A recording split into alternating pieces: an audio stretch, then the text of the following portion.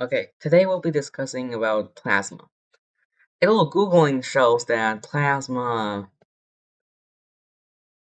is one of the four fundamental states of matter, characterized by the presence of a significant portion of charged particles in any combination of ions and electrons. It, sorry, it just sounds complicated. But it also states that plasma can be generated by subjecting something to a strong electromagnetic field, and that is exactly what we just have.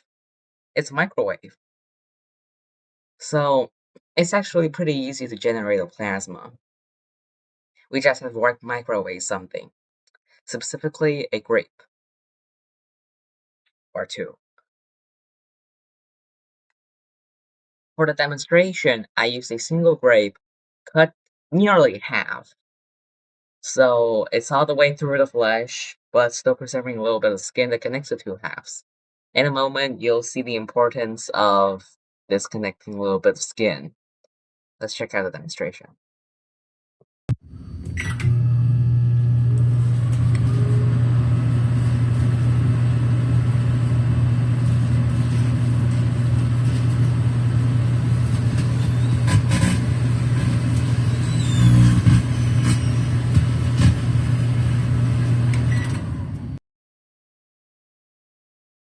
The science of why actually goes all the way back to how a microwave works.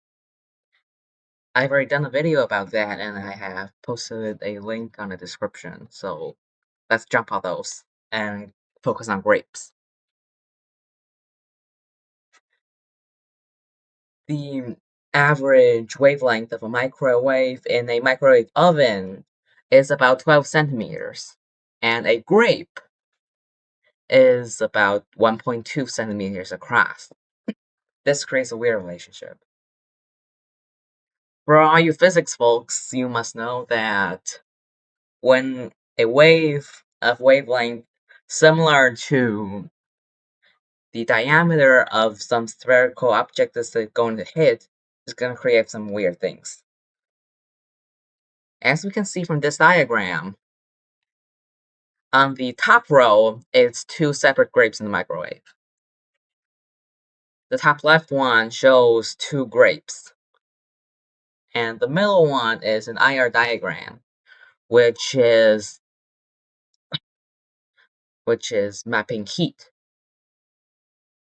It only captures infrared, and you can see that the center of each grape is the hottest. This is because that a grape traps microwaves. It can actually trap it because its diameter is exactly 10 times smaller than the wavelength of the microwave.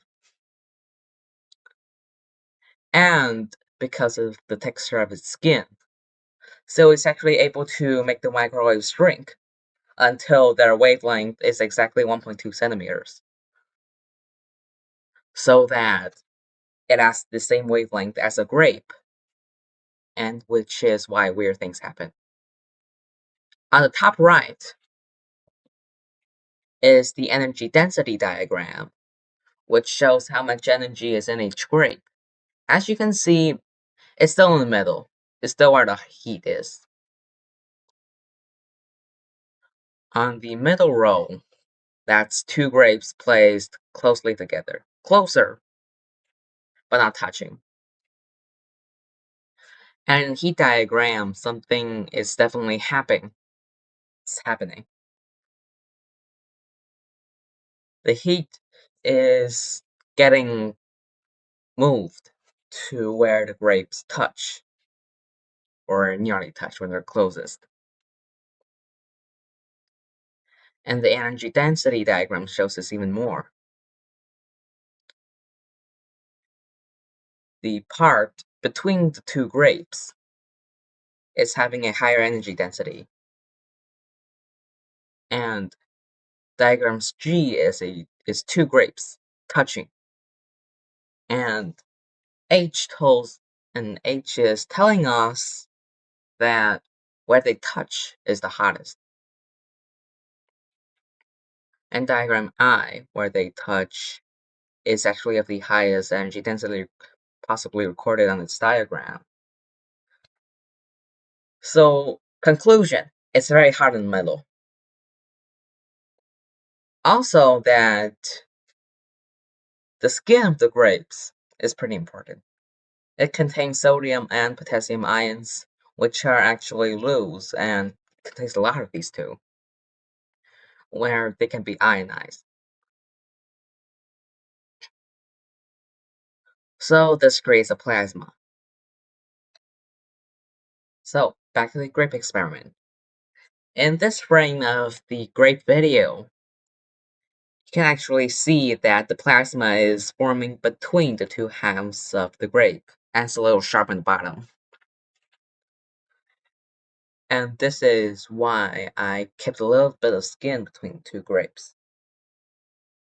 Skin contains all the ions that are required for plasma. The juice also does, but it contains a lot more water.